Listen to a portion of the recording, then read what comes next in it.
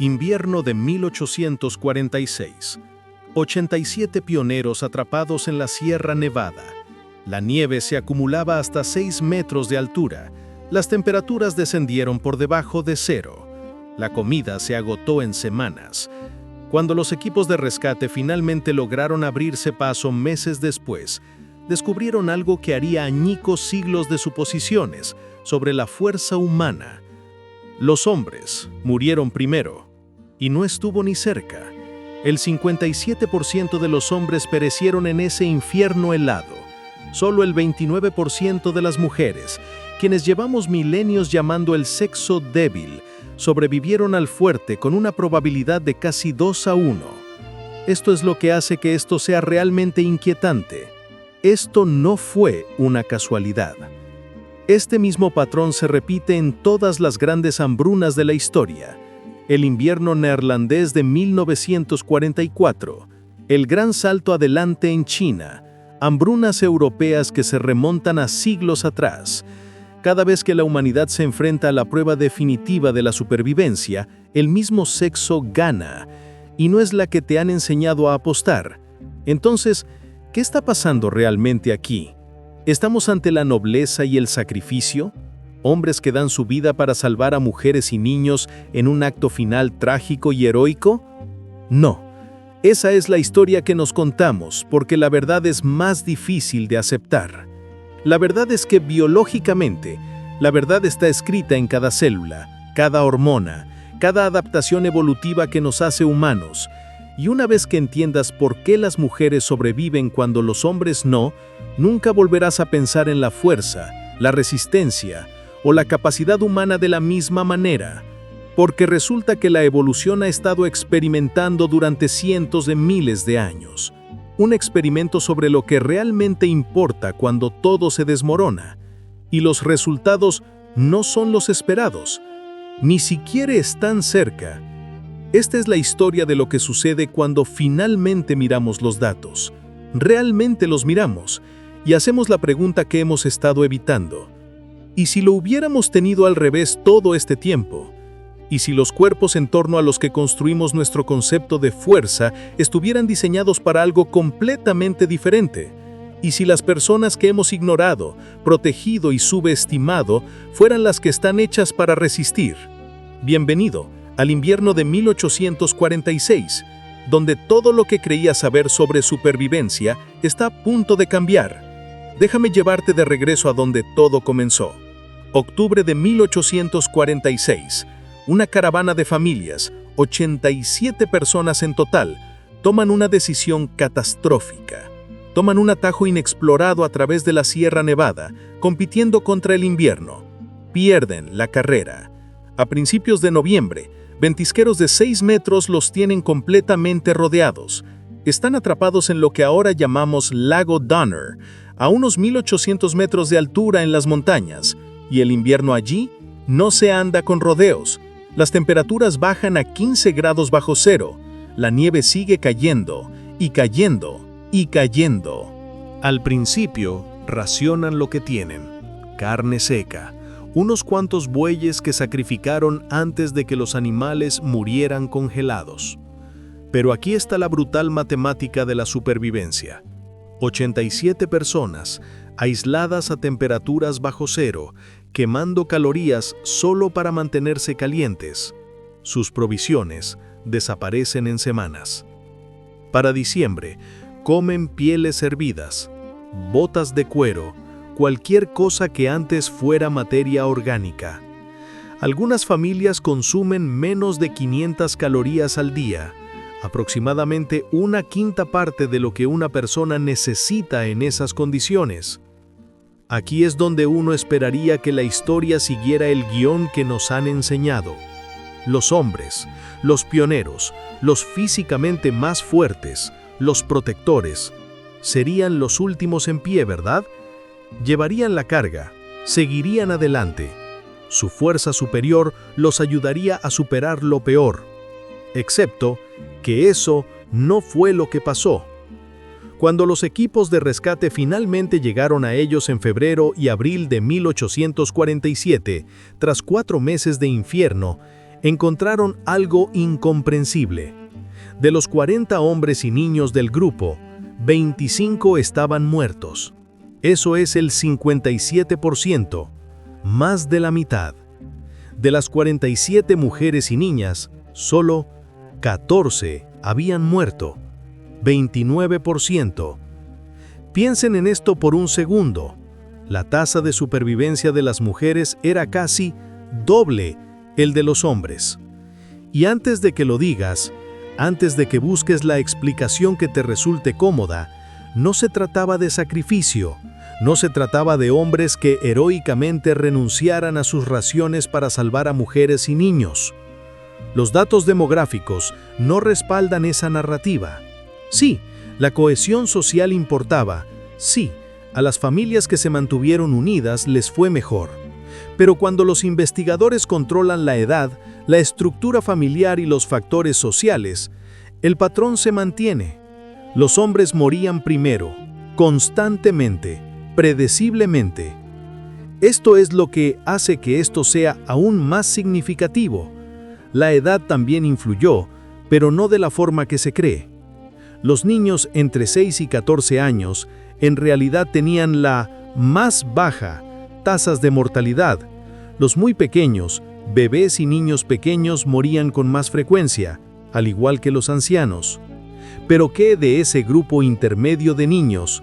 Sobrevivieron a los adultos. La composición demográfica era inconfundible. La edad media del grupo rondaba los 19 años y medio.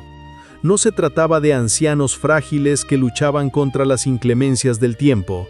Eran pioneros, adultos fuertes y capaces en su mejor momento físico.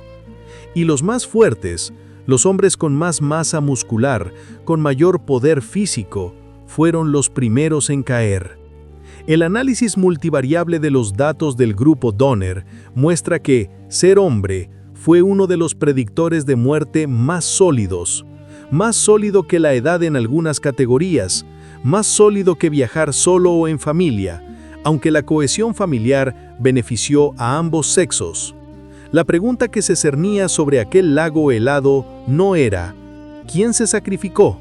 Fue ¿por qué los cuerpos de los hombres fallaron primero? Y esto es lo que realmente debería llamar tu atención. Este no fue un acontecimiento aislado. El grupo Donner es solo el ejemplo más famoso porque contamos con registros detallados, nombres, edades, estructuras familiares. Podemos rastrear con exactitud quién sobrevivió y quién no. Pero este mismo patrón, las mujeres sobrevivieron a los hombres en condiciones de hambruna, aparece en todas partes donde los investigadores buscan. En todos lados. Entonces, ¿qué sucede realmente dentro del cuerpo humano cuando desaparece el alimento y las temperaturas se desploman? ¿Por qué la biología elige a los ganadores y perdedores con tanta decisión? ¿Y por qué hemos dedicado siglos a construir toda nuestra comprensión de la fuerza humana en torno al sexo que la evolución aparentemente no optimizó para la resistencia? Para responder a eso, necesitamos profundizar. Necesitamos entender qué son realmente estos cuerpos construidos. Porque resulta que la fuerza se presenta en formas que nunca nos molestamos en medir. Hablemos de lo que significa sobrevivir. Imagina dos vehículos cruzando un desierto. Uno es un Hummer, un motor enorme, increíble potencia, diseñado para dominar cualquier terreno. El otro es un Prius, más pequeño, eficiente y diseñado para recorrer largas distancias con un consumo mínimo de combustible. Ahora les cortamos el suministro de gas a mitad de camino. ¿Quién llega más lejos? Eso no es una metáfora. Es literalmente lo que sucede a nivel celular cuando hay hambruna. Empecemos con la diferencia más obvia. Composición corporal. La mujer promedio tiene entre 25 y 31% de grasa corporal. El hombre promedio entre 18 y 24%. Ahora, nos han condicionado a ver la grasa como algo negativo, pero en términos de supervivencia, la grasa es divisa. Es energía almacenada. Es la diferencia entre que tu cuerpo tenga reservas para quemar y que tenga que empezar a consumirse. Cada libra de grasa contiene aproximadamente 350 calorías. Eso significa que una mujer con 15 o 20 libras de grasa corporal extra lleva consigo un depósito de combustible de emergencia de entre 50.000 y 70.000 calorías. En la situación del grupo Donner, atrapados durante 4 meses con muy poca comida, esa es la diferencia entre la vida y la muerte. Pero no se trata solo de almacenamiento, se trata de tasa de quema. Las mujeres tienen un metabolismo basal más lento que los hombres. Esto significa que en reposo, simplemente sentadas, respirando y manteniendo el corazón latiendo, queman menos calorías. Los hombres, con su mayor masa muscular, tienen motores más potentes. Más músculo requiere más combustible, constantemente. Piensen en eso en el contexto de la inanición. Los cuerpos humanos agotan sus reservas más rápido, incluso cuando no hacen nada. Son como el Hummer parado en el desierto, consumiendo gasolina solo para seguir funcionando. El cuerpo de la mujer es como el Prius. Consume combustible, conserva energía y hace que cada caloría cuente. Y aquí es donde se pone aún más interesante. Hormonas.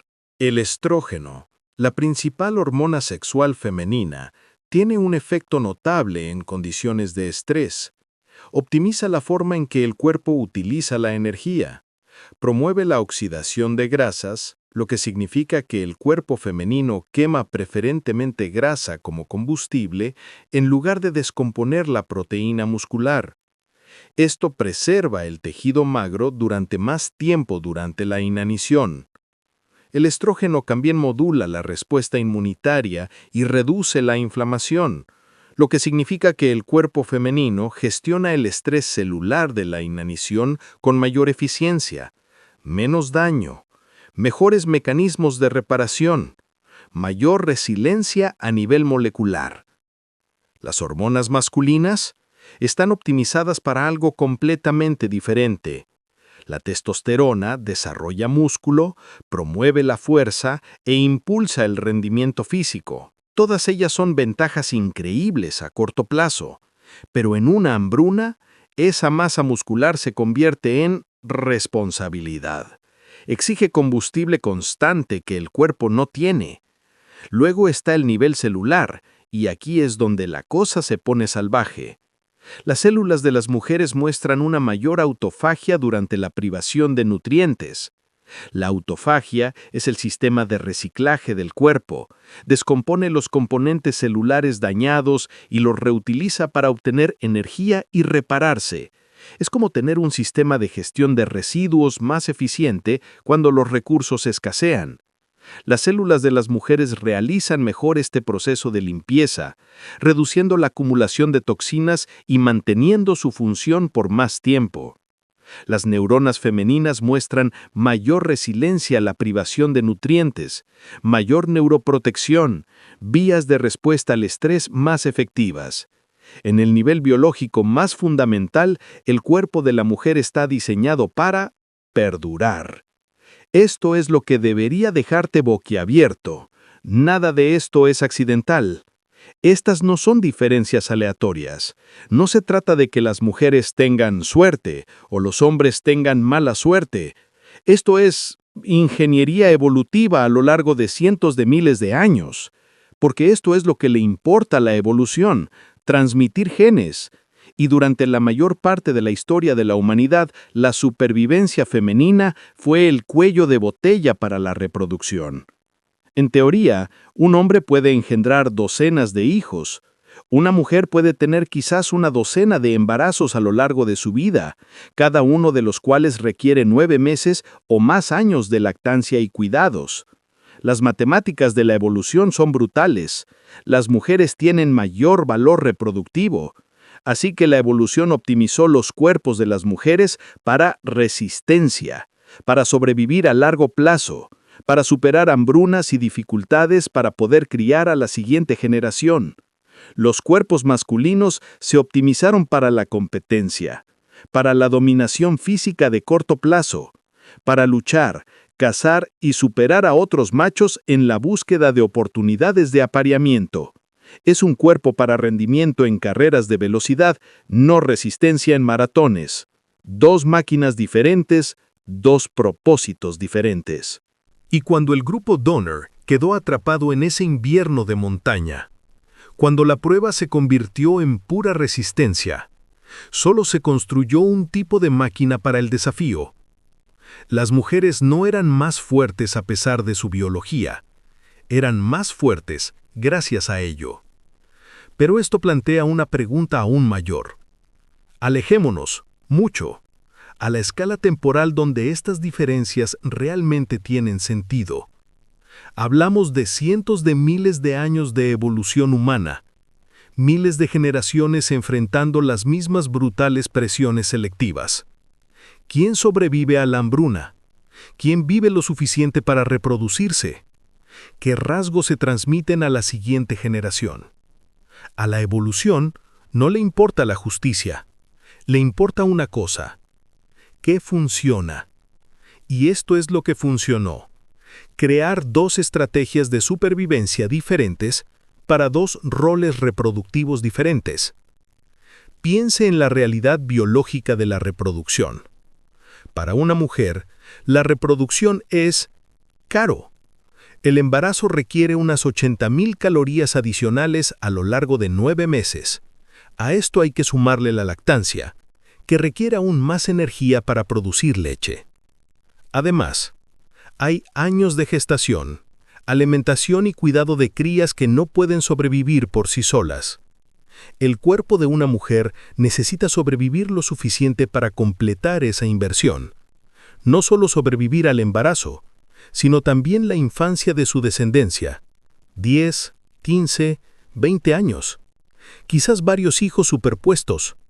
La solución de la evolución fue construir cuerpos resistentes, ralentizar el metabolismo, almacenar reservas de energía adicionales, optimizar para el futuro, hacerlos resistentes al hambre, al frío, a las enfermedades, todas las presiones ambientales que podrían matarlos antes de que sus hijos alcancen la independencia.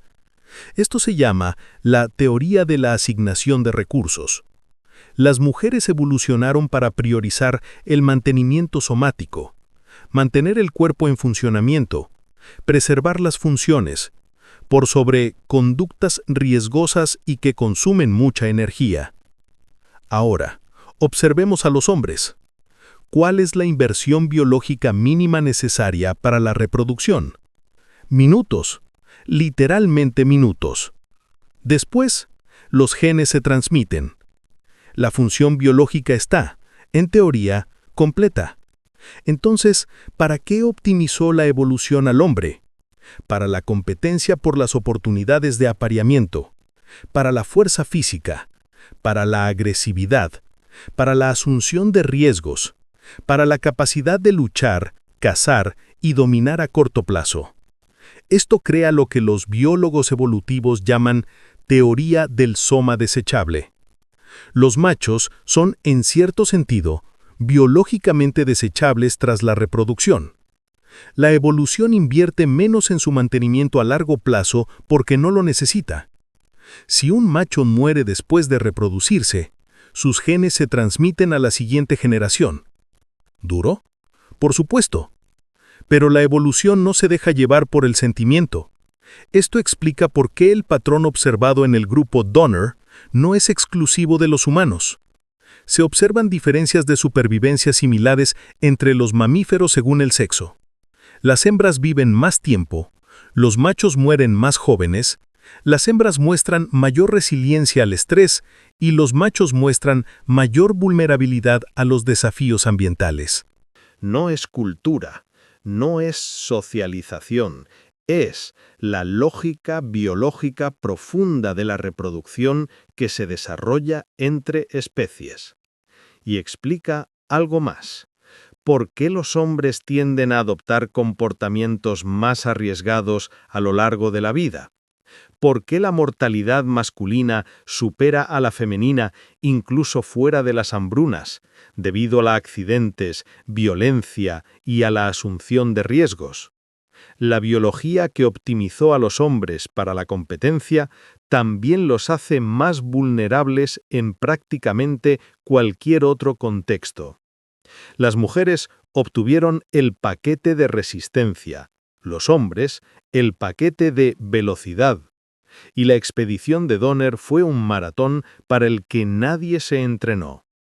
Pero esto es lo que lo hace aún más convincente. El patrón se mantiene en todas las culturas, a través de los continentes, a través de siglos de historia humana. Veamos la evidencia. Porque este no fue solo un invierno en California. La expedición Donner nos proporciona datos detallados porque sabemos exactamente quiénes estuvieron ahí. Nombres, edades, relaciones familiares. Podemos traer cada muerte con precisión. Pero ese patrón es en todos lados. El invierno de hambruna neerlandés de 1944-45, la Alemania nazi bloqueó el suministro de alimentos al oeste de los Países Bajos. 4,5 millones de personas se enfrentaban a una hambruna severa. Los investigadores estudiaron exhaustivamente los datos de mortalidad. Resultado, las mujeres mostraron tasas de supervivencia significativamente mejores que los hombres durante el periodo de inanición aguda. Mismo patrón, diferente continente, diferente siglo, misma biología. La hambruna del gran salto adelante en China, 1959 a 1961. Posiblemente la hambruna más mortífera en la historia de la humanidad. Entre 30 y 40 millones de muertes. Cuando los demógrafos analizaron los datos de mortalidad, encontraron un exceso de muertes masculinas en todos los grupos de edad. Una vez más, las mujeres sobrevivieron mejor. Hambrunas europeas en los siglos XVII y XVIII, múltiples crisis alimentarias en poblaciones rurales. Los registros demográficos históricos muestran consistentemente una mayor mortalidad femenina durante las hambrunas. La gran hambruna de Irlanda en la década de 1840, el mismo patrón. Hambrunas finlandesas en la década de 1860, el mismo patrón. ¿Ya lo ves? No se trata de un grupo de pioneros que tomaron una mala decisión sobre un paso de montaña. Se trata de la biología humana fundamental que se expresa en cada población, cada entorno, cada época. La consistencia es lo que lo hace innegable. Ahora bien, aquí es donde se matiza. Factores sociales y culturales pueden modificar estos patrones. En sociedades donde las mujeres sufren una grave discriminación, se les niega acceso igualitario a los alimentos y se les da menor prioridad a los recursos, a veces se observa una disminución o incluso una reversión de la ventaja biológica. Pero esa es la excepción, no la regla. E incluso en esos casos, al controlar los factores sociales, la resiliencia biológica subyacente sigue ahí. Simplemente se ve superada por la desigualdad cultural. El patrón de base, el que surge cuando no hay una discriminación masiva basada en género, es consistente. Las mujeres sobreviven a las hambrunas mejor que los hombres. La edad también influye en esto. ¿Recuerdan a aquellos niños de la expedición Donner, de entre 6 y 14 años, que tenían la menor mortalidad? Ese patrón también se repite. En las hambrunas se suele observar una curva de mortalidad en forma de U o de J. Alta mortalidad infantil, baja mortalidad en niños mayores y adultos jóvenes y creciente mortalidad en los ancianos. Pero en todos esos grupos de edad, ser mujer siempre es protector.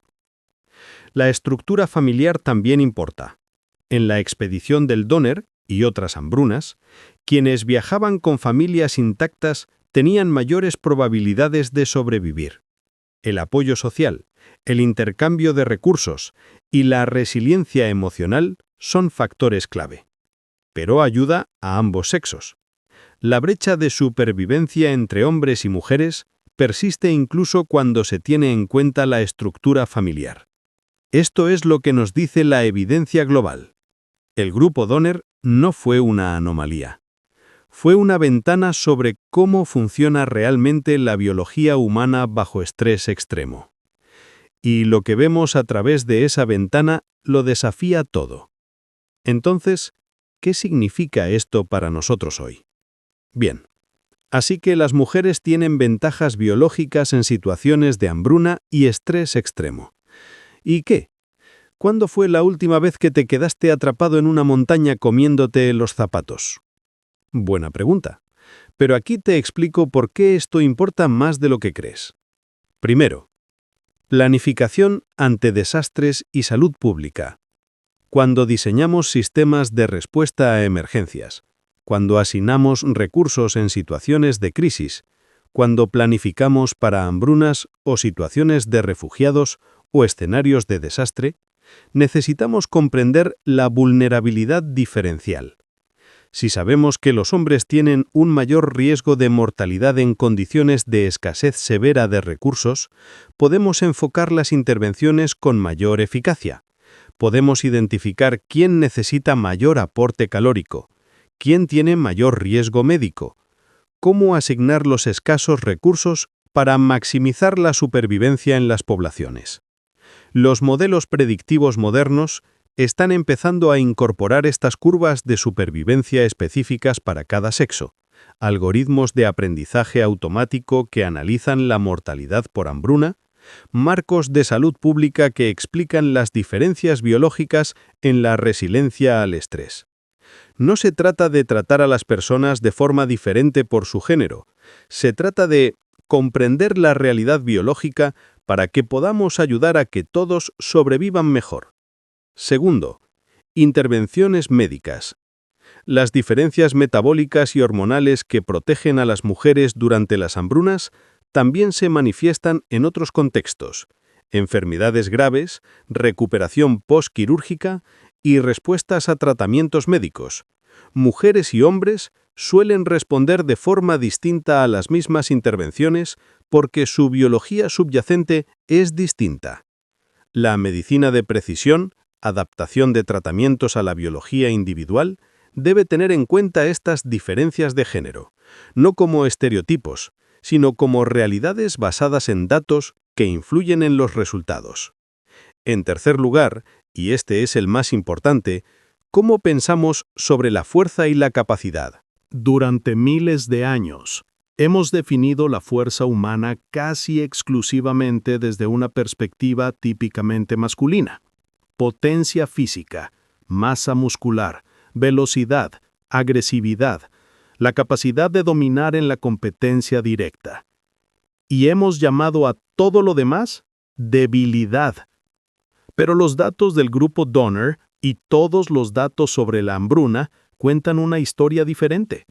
Dicen, la resistencia es fuerza, la eficiencia metabólica es fuerza, la capacidad de seguir funcionando cuando los recursos se agotan es fuerza, la resiliencia a nivel celular es fuerza. Estas no son formas menores de capacidad, son formas diferentes. Y en el juego más largo, el juego de la supervivencia en sí, se podría decir que son más importantes. Esto tiene implicaciones en cómo educamos a nuestros hijos, cómo diseñamos políticas laborales, cómo concebimos el liderazgo y la gestión de crisis y cómo valoramos los diferentes tipos de capacidades humanas. Porque aquí está la verdad incómoda. Hemos construido sistemas sociales enteros en torno a la suposición de que los rasgos típicos masculinos son el estándar de oro, que todo lo demás es una desviación o una debilidad que necesita protección. Pero la biología no está de acuerdo con esa evaluación. La biología dice, ambos sexos desarrollaron diferentes fortalezas para distintos desafíos. Ninguno es superior. Ambos son esenciales. Y cuanto más nos alejamos de reconocer esta realidad, más limitamos el potencial humano. Las mujeres que sobrevivieron al invierno del grupo Donner no necesitaron que los hombres se sacrificaran por ellas. Necesitaron que su propia biología hiciera lo que estaba diseñada para hacer. Y así fue. Esa no es una historia sobre la debilidad que necesita protección. Es una historia sobre diferentes formas de fuerza que no reconocimos porque no coincidían con nuestras expectativas culturales. Tal vez sea hora de que actualicemos esas expectativas. Lo que nos lleva de nuevo al punto de partida. Así que volvamos a aquel invierno de 1846. 87 personas atrapadas en la Sierra Nevada, nieve de 6 metros de altura, temperaturas bajo cero, se acabó la comida. Los hombres murieron primero, no porque fueran más débiles, sino porque sus cuerpos fueron optimizados para un tipo de supervivencia completamente diferente, diseñado para el sprint de la competición, diseñado para el esfuerzo y la dominación física, diseñado para potencia a corto plazo. Pero la evolución no estaba probando el poder ese invierno, estaba probando resistencia. Y cuando el mundo se volvió oscuro, frío y vacío, cuando toda ventaja de músculos y fuerza no significaba nada frente a la simple y brutal matemática del hambre, el sexo débil sobrevivió a todos. No por suerte, no por sacrificio, a través de diseño. El mismo diseño que ha salvado a las mujeres en todas las grandes hambrunas de la historia. El invierno neerlandés de hambruna, la hambruna china, las crisis alimentarias europeas que se remontan a siglos. El patrón nunca cambia, porque a la biología no le importan nuestras suposiciones. Tal vez sea hora de que dejemos de medir la fuerza según cuánto puede levantar alguien o qué tan rápido puede correr. Quizás la verdadera fuerza sea lo que queda cuando todo lo demás se acaba. El cuerpo que quema más lento, el metabolismo que conserva, la resiliencia celular que se niega a rendirse. Porque la próxima vez que alguien te hable del sexo débil, podrás sonreír. Porque sabes algo que ellos desconocen. Sabes lo que realmente importa cuando la supervivencia está en juego. Aquí va mi pregunta para ti. Si hemos estado equivocados en esto durante miles de años, ¿en qué más nos hemos equivocado? Deja tus pensamientos a continuación. Si quieres más verdades que cambien tu perspectiva, suscríbete.